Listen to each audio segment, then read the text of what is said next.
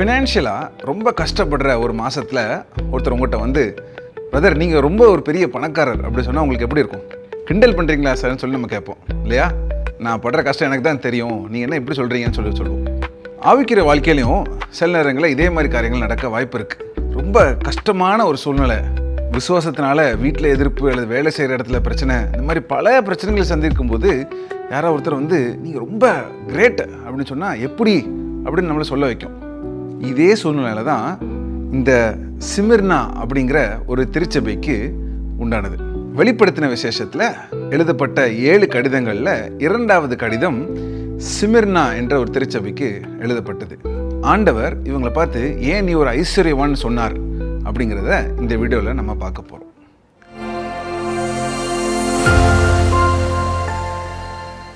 வெளிப்படுத்தின விசேஷம் 2ஆம் அதிகாரம் 8ஆம் வசனம் முதல். சிமிர்னா சபையின் தூதனுக்கு நீ எழுத வேண்டியது என்னவெனில், முந்தினவரும் பிந்தினவரும் மரித்திருந்து பிழைத்தவருமானவர் சொல்லுகிறதாவது, உன் கிரியைகளையும் உன் உபத்திரவத்தையும் நீ ஐஸ்வர்யம் உள்ளவனாய் இருந்தும் உனக்கு இருக்கிற தரித்திரத்தையும் தங்களை யூதர் என்று சொல்லியும் யூதராயிராமல் சாத்தானுடைய கூட்டமாக இருக்கிறவர்கள் செய்யும் தூஷணத்தையும் அறிந்திருக்கிறேன். நீ படப்போகிற பாடுகளை குறித்து எவ்வளவும் பயப்படாதே. இதோ நீங்கள் சோதிக்கப்படும் பொருட்டாக பிசாசானவன் உங்களில் சிலரை காவலில் போடுவான். 10 நாள் உபத்திரவப்படுவீர்கள். ஆகிலும் நீ மரண பரியந்தம் உண்மையாயிரு. அப்பொழுது ஜீவ கிரீடத்தை உனக்கு தருவேன். ஆவியானவர் சபைகளுக்கு சொல்லுகிறதை காதுள்ளவன் கேட்க கடவன். ஜெயங்கொள்கிறவன் 2ஆம் மரணத்தினால் சேதப்படுவதில்லை என்று எழுது. இந்த வேத பகுதியை வசனமாக நம்ம படிக்கிறதுக்கு முன்பதாக முதலாவதாக இந்த சிமிர்னா பட்டணத்துடைய பேக்ரவுண்டை நம்ம என்னன்னு பார்த்துடலாம். சிமிர்னா பட்டணம் எபேசு பட்டணத்துக்கு பக்கத்தில் உள்ள ஒரு பட்டணம், அதுவும் ஒரு துறைமுக பட்டணம் தான். ரொம்ப ஒரு அழகான ஒரு நகரம். அதனால தான் அதை ஆசியாவின் மகுடம், த க்ரௌன் ஆஃப் ஏசியான்னு சொல்லுவாங்க. இந்த பட்டணத்துலேயும் எபேசு பட்டணத்தை போல எல்லாருமே ரோம பேரரசரை கடவுளாக வணங்கணும் அப்படின்னு சொல்கிற ஒரு கட்டாயம் இருந்துச்சு. ஆனால் அந்த அழுத்தம் எபேசு திருச்சபை போல இவங்களுக்கு இல்லைனாலும், இவங்களுக்கு மெயின் பிரச்சனை யார் அப்படின்னா அங்கே இருந்த யூத மக்கள். இந்த யூத மக்கள் கிறிஸ்தவர்களை வெறுத்தனால அவங்க என்ன பண்ணாங்கன்னா, அந்த பட்டணத்துடைய அதிகாரிகள்கிட்ட போய் கிறிஸ்தவர்களை பற்றி இல்லதும் பொல்லாததுமா சொல்லி அவங்கள நிறைய பிரச்சனைகளை இழுத்து விட்டாங்க. இதுதான் திருச்சபைக்கு ஒரு பெரிய பிரச்சனையாக இருந்துச்சு. சரி, இந்த திருச்சபை எப்படி ஃபார்ம் ஆச்சு அதெல்லாம் நமக்கு ரொம்ப டீட்டெயில்ஸ் இல்லைனாலும், யோவானுடைய சீஷனாக இருந்த பாலிகார்ப் என்பவர் இந்த திருச்சபையின் தலைவராக இருந்திருக்கார். அவர் கொஞ்ச நாட்களில் அந்த பட்டணத்திலேயே இரத்த சாட்சியாக மாறித்தார்னு சொல்லி நமக்கு வரலாறு சொல்கிறது. ஸோ இப்படிப்பட்ட இந்த சூழ்நிலையில் உள்ள இந்த திருச்சபைக்கு தான் ஆண்டவர் இந்த வசனத்தை அவர் எழுதுகிறார். 8வது வசனத்தை வாசிக்கிறேன். சிமிர்னா சபையின் தூதனுக்கு நீ எழுத வேண்டியது என்னவெனில், முந்தினவரும் பிந்தினவரும் மரித்திருந்து பிழைத்தவருமானவர் சொல்லுகிறதாவது. நம்ம ஃபஸ்ட்டு வீடியோவில் ஏற்கனவே பார்த்தோம், ஒவ்வொரு லெட்டர்லேயும் ஃபஸ்ட்டு வந்து ஆண்டவர் தன்னை அறிமுகப்படுத்துகிறார், தான் யார் அப்படின்னு சொல்கிறார். இங்கே அவர் எப்படி தன்னை அறிமுகப்படுத்துகிறார்? முந்தினவரும் பிந்தினவரும் மரித்திருந்து பிழைத்தவருமானவர். ஏன் அப்படின்னு நம்ம பார்த்தோம்னா, இந்த திருச்சபையின் மிகப்பெரிய பயமே மரண பயம்தான். அவ்வளோ கொடூரமான உபத்திரங்களால் அவங்க இருந்தாங்க. எப்போ நம்ம கொல்லப்படுவோமோங்கிற ஒரு பயத்தில் இருந்தாங்க. அப்படிப்பட்ட மக்களுக்கு ஆண்டவர் தைரியம் அளிக்கும் விதத்தில் அவர் எப்படி சொல்கிறாரு, நீ பயப்படுற மரணத்தை நான் ஏற்கனவே வென்றுட்டேன், நீ மரணத்தை பற்றி பயப்பட வேண்டியதே இல்லை, ஏன்னா மரணத்துக்கும் பிந்தினவர் நான் உயிரோடு இருக்கிறேன்னு சொல்லி ஆண்டவர் அப்படிப்பட்ட ஒரு உற்சாகத்தை, ஒரு தைரியத்தை அவங்களுக்கு கொடுக்குறார். அதனால தான் இப்படி ஒரு அறிமுகத்தை அவர் பண்ணுறார். அடுத்ததாக இருக்கிற வசனத்தை நம்ம வாசிக்கலாம். உன் கிரியைகளையும் உன் உபத்திரவத்தையும் நீ ஐஸ்வர்யம் உள்ளவனாய் இருந்தும் உனக்கு இருக்கிற தரித்திரத்தையும் தங்களை யூதர் என்று சொல்லியும் யூதராயிராமல் சாத்தானுடைய கூட்டமாக இருக்கிறவர்கள் செய்யும் தூஷணத்தையும் நான் அறிந்திருக்கிறேன். ஆண்டவர் என்ன சொல்கிறாரு? சிமிர்னா சபையே, உன் கிரியைகளை நான் அறிந்திருக்கிறேன், உன் உபத்திரவத்தை நான் அறிந்திருக்கிறேன், நீ தரித்திரமானாய் இருக்கிறதையும் நான் அறிந்திருக்கிறேன். ஆண்டவருக்கு எல்லாம் தெரியும். யாருமே பார்க்காத நம்மளுடைய கிரியைகள் அவர் கண்களுக்கு முன்பதாக மறைவானதல்ல. எல்லாவற்றையும் அவர் அறிந்தவர். நம்ம செய்கிற ஒவ்வொரு காரியத்தையும் அவர் அறிந்தவர். அது மாத்திரமல்ல, உபத்திரவப்படுகிற காலத்தில் என்னை பார்க்கறதுக்கு யாருமே இல்லையா என்று சொல்லி இந்த சிமிர்னா சபை கேட்டிருக்கலாம். ஆனால் ஆண்டவர் சொல்லுகிறார், நான் அதை அறிந்திருக்கிறேன் என்று ஆண்டவர் சொல்லுகிறார். நீ ஒன்றுமே இல்லைன்னு சொல்லி நீ நினைக்கலாம், ஆனால் என்னுடைய பார்வையில் நீ ஒரு ஐஸ்வர்யவான், உனக்கு எல்லாம் இருக்குது அப்படின்னு ஆண்டவர் சொல்கிறார். எந்தவித குறையும் இல்லாமல் ஒரு நேர்த்தியான திருச்சபையாக இந்த சிமிர்னா திருச்சபை இருந்தது. அடுத்ததை நம்ம பார்க்குற ஒரு காரியம், யூதர் என்று சொல்லியும் யூதராய் இராமல் சாத்தானுடைய கூட்டமாக இருக்கிறவர்கள் செய்யும் தூஷணத்தையும் அறிந்திருக்கிறேன். ஏற்கனவே நம்ம பார்த்தோம், யூதர்கள் கிறிஸ்தவர்களுக்கு விரோதமாக பலவிதமான பொய் குற்றச்சாட்டுகளை அவங்க சொல்லி வந்தாங்க. இந்த யூதரை பார்த்து ஏன் ஆண்டவர் சாத்தானுடைய கூட்டமாக இருக்கிறேன்னு சொல்கிறார்? சாத்தானுக்கு வேதத்தில் ஒரு பெயர் இருக்குது, குற்றம் சாட்டுகிறவன், தி அக்யூசர். அப்போது இந்த அக்யூசரை போல, இந்த குற்றம் சாட்டுகிறவனை போலவே இந்த யூத மக்களும் கிறிஸ்தவர்களை குற்றம் சாட்டுறதுனால அவங்களையும் சாத்தானுடைய கூட்டமாக இருக்கிறார்கள்னு சொல்லி ஆண்டவர் சொல்லுகிறார். இந்த இடத்துல அந்த மக்களை ஆண்டவர் நிராகரித்து விசுவாசிகளை நான் அறிந்திருக்கிறேன்னு சொல்லி ஆண்டவர் சொல்லுகிறார். தொடர்ந்து நம்ம போகலாம். 10வது வசனம், நீ படப்போகிற பாடுகளை குறித்து எவ்வளவும் பயப்படாதே. இதோ நீங்கள் சோதிக்கப்படும் பொருட்டாக பிசாசானவன் உங்களில் சிலரை காவலில் போடுவான். 10 நாள் உபத்திரப்படுவீர்கள். ஆகிலும் நீ மரண பரியந்தம் உண்மையாயிரு, அப்பொழுது ஜீவ கிரீடத்தை உனக்கு தருவேன். ஆண்டவருங்க என்ன சொல்றார்? இந்த திருச்சபைக்கு இன்னும் அதிகமான உபத்திரம் இருக்கிறது, இன்னும் அதிகமான பாடுகள் இருக்கிறது. பிசாசானவன் இவர்களை எப்படி உபத்திரப்படுத்தலான்னு சொல்லி இன்னும் தீவிரமாய் வருவான்.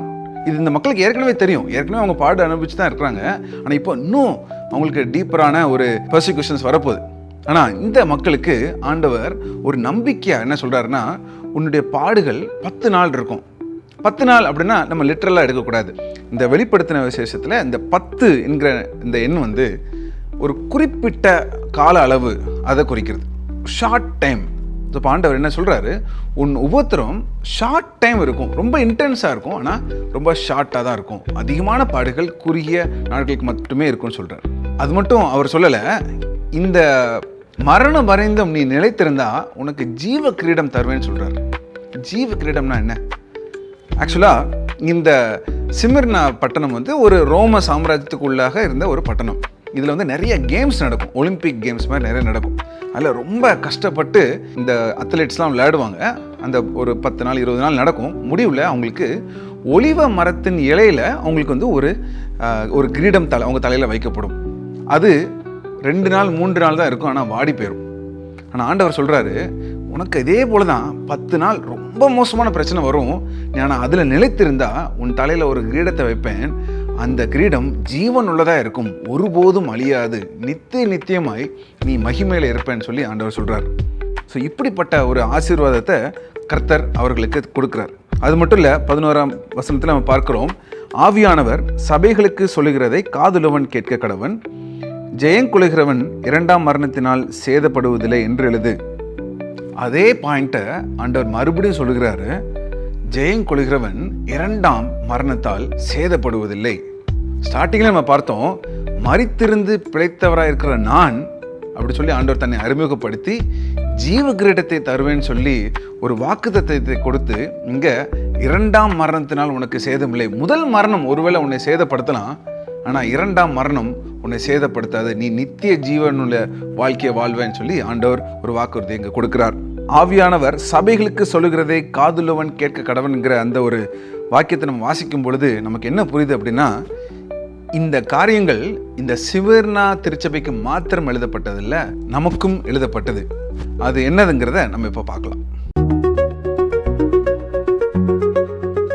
2000 வருஷத்துக்கு முன்பதாக ரொம்ப கஷ்டத்தில் உபத்திரத்தில் பாடுபட்டு கொண்டிருந்த ஒரு திருச்சபைக்கு எழுதிய கடிதத்தை நம்ம இப்போ படித்தோம். இந்த கடிதம் நமக்கு என்ன சொல்லுகிறது அப்படின்னு பார்த்தா, ஒரு நம்பிக்கையான ஒரு வார்த்தையை சொல்லுகிறது. ஒருவேளை ஆண்டவர் மேலே வைக்கிற விசுவாசத்தினால பலவிதமான பாடுகளை நான் சந்தித்து கொண்டு இருக்கிறேன்.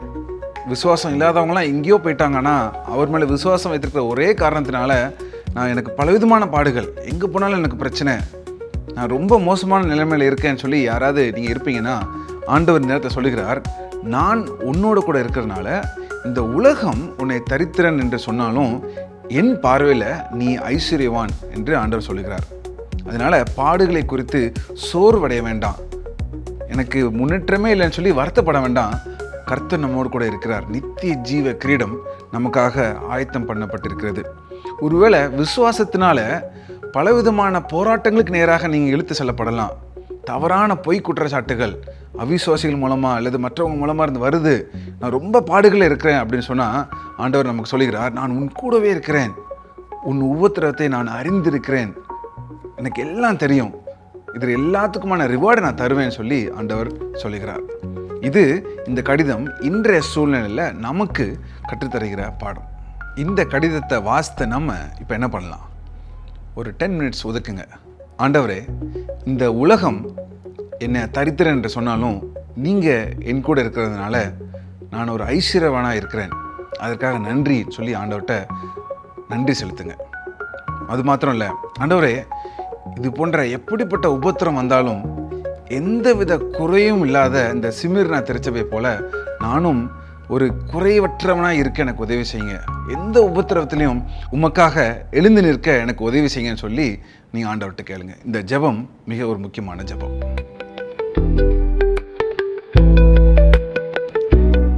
லாஸ்ட் வீடியோவில் ஆதி அன்பிலிருந்து விழுந்த எபேசு திருச்சபை நம்ம பார்த்தோம். இந்த வீடியோவில் பலவிதமான எதிர்ப்புகளின் மத்தியில் ஆண்டவருக்காய் உண்மையாய் வாழ்ந்த சிமிர்னா திருச்சபை நம்ம பார்த்தோம். ஆனால் அடுத்த வீடியோவில் பெர்கமு என்கிற ஒரு திருச்சபை பார்க்க போகிறோம். திருச்சபைக்கு உள்ளே இருந்து உருவாக்கிற பிரச்சனைனால பலவிதமான போராட்டங்கள், அது என்ன போராட்டங்கள், அவங்க என்ன பண்ணணும்னு சொல்லி ஆண்டவர் சொல்கிறத அடுத்த வீடியோவில் நம்ம பார்க்கலாம்.